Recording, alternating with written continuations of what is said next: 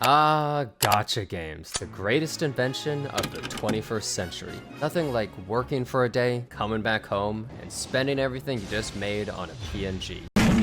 I've played many gacha games over the years, and every single one, I've read some of the story, wasn't really that interested, and then I just started to skip it. I can be really hard to please when it comes to story in a video game, especially a gacha game. I'm a giant nerd, and I like to read books of all things in 2024, so when I see everyone gushing over a gacha story telling me how good it is, I'm often underwhelmed and disappointed. Fans of every gacha game always like to say that their game story is amazing and this is the one that's worthwhile to read, and I've read some, then just began to skip after I found it boring even though I kept playing the game. Honkai Star Rail is the first gacha story I've actually read that has really interested me, and it's all because of Penacony. But before we get to Penacony, we need a little bit of backstory to what made me stop playing initially. Flashback to about a year ago when Honkai Star Rail released. I read the story and thought it was fairly good. Belobog's story was simple, but a nice tale of uniting a bunch of fun, colorful characters and stopping a world-ending threat. A simple starting arc. Then we went to the Xianshou Luofu, and oh boy, this is where it all ended for me. The area itself is fine. I've seen many Chinese-inspired areas in games, and it has nice sights and zones. The characters are also fine.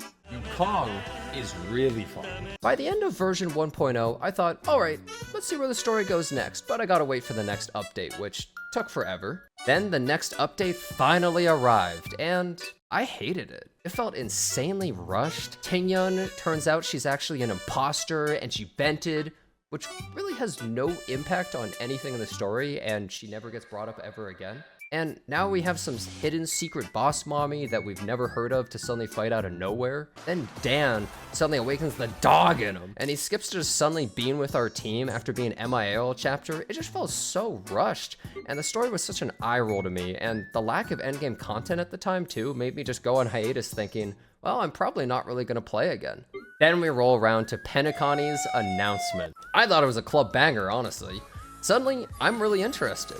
It's classy, it's stylish, it's trash, I guess? So why is Penacony better than the previous stories? First, the world of Penacony is by far the most fantastical and enjoyable area so far. Rhoda Space Station was a smaller starring area, so I'm not really gonna count it. I really enjoyed Belobog, but like, who wants to actually be here? It's Siberia with like a giant coal mine below everything, with everyone dying of black lung. The world's permanent winter with people divided by classes like some sort of Hunger Games stuff. As for Luofu, this is just the future if Jeff Bezos was the president of China. And everyone's immortal here. Can you imagine trying to actually date somebody? Jokes aside, the area itself is nice, but it didn't really grip me, which may be attributed to the fact that I thought the story was kind of bland. And what about Penacony? Even before we entered Penacony, we fall into a dream on the train and we meet Acheron, setting the tone for the area, where we get to see a preview of some of the characters, and then she talks to us a bit before suddenly killing us and waking us up. We have so many questions like what's really going on, but it was kind of a nice intro into this whole arc. Then we go to a space Marriott hotel in the sky, and we go into full dive VR video game-like world. Sound familiar? No, not Sword Art Online, you weeb. I'm talking about the critically acclaimed movie, Scooby-Doo Cyber Chase, the video game isekai forefather. This is just a shameless copy, and Hoyoverse should honestly be ashamed. It's a futuristic version of the Roaring Twenties for the United States, taking place in like a dream world at a fantasy hotel. It feels like a fever dream out on the town, seeing all the lights and signs and skyscrapers. The strange, surreal running around on walls and ceilings with floating objects everywhere. Penacony is the first area I felt like I would actually want to be in. It's interesting exploring this phantasmagorical world and seeing the sights. It's by far the most unique area I've seen in a MiHoYo game from my experience. The next reason Penacony is great is the characters. The cast of characters is much more unique than the previous areas.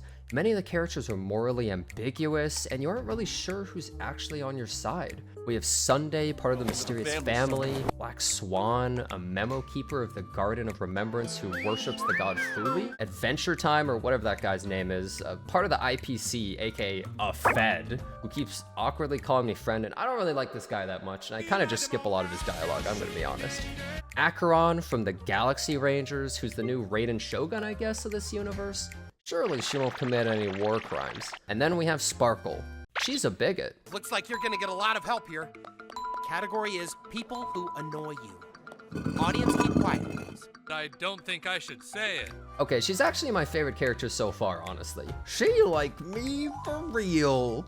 This isn't naming all of them, but there's so many factions with different agendas and unique personalities, there's probably at least one or two characters you really resonate with. Previous areas painted a much more black or white picture of who's good or bad right from the get-go. We also have the leading lady, Firefly, who in the 1 hour or so we knew her, already has a much more emotional scene than basically anything previously in the story. We also have definitely not Mickey Mouse, Plocky, who's a silly little mascot addition, even if only we can apparently see him. He also, for some reason, gives us the ability to give people crippling depression, which we already played gacha games, so we all have that already. Later, we also meet the best character in the whole arc, Mish. Sorry, I was just kidding. I actually meant Sam. Sam is so insanely cool, and their badass theme reflects that. Sam isn't even really our enemy or anything, but their presence is so crazy they really leave an impact, turning the whole field into fire and turning into a meteor and crashing down into us with his ult.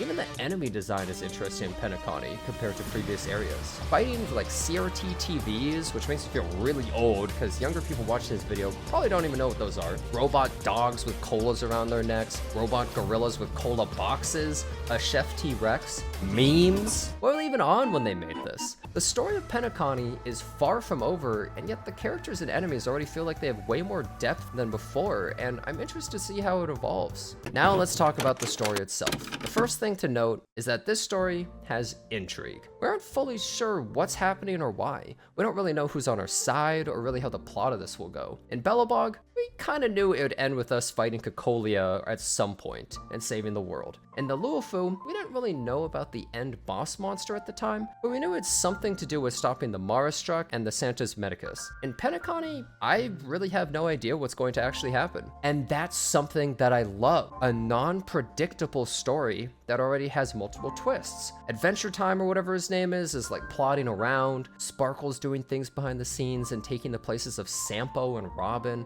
Firefly's either MIA or died, and Acheron's hiding a bunch of secrets from us, and some of her dialogue is read for some reason. We know very little about what's happening with the family, these different god-worshipping groups, or what the endgame is actually going to be. Well, unless you're dreaming about Honkai Star Rail leaks, you know who you are.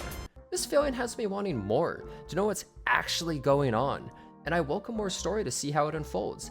Even the side quests in this area are way more interesting than previous areas. My highlight one is definitely the quest with Chadwick, the Genius Society member, who's basically this world's version of Oppenheimer. He develops a bomb that dissolves like 8 planets in one use, and because of all the guilt and fear of it happening again, he like forcibly lobotomizes himself so that the tragedy can't ever happen again. Everything in Penacony's story feels like it has so much more life breathed into it, and more effort with the dialogue. It does still have the Hoyoverse special of having a simple sentence of, "I woke up today and it was a nice sunny day," turned into a 200-word essay cascading over my frontal lobe, but it all feels way more well done. I can't really compare this to Genshin's Fontaine, sadly, because Paimon completely ruins the story for me in that game. But I'm told that that's the best story in that game so far. I think that Penacony is this game's Fontaine, and is by far the best story of Honkai Star Rail, and has completely won me over. Maybe now I can finally say there was a story in a gacha I actually enjoyed, instead of sounding like I'm on a 50-meter tall horse looking down upon all the peasants enjoying gacha stories. Thanks a bunch for watching my video. If you enjoyed it, consider liking the video or subscribing to my channel, and I hope to see you next time.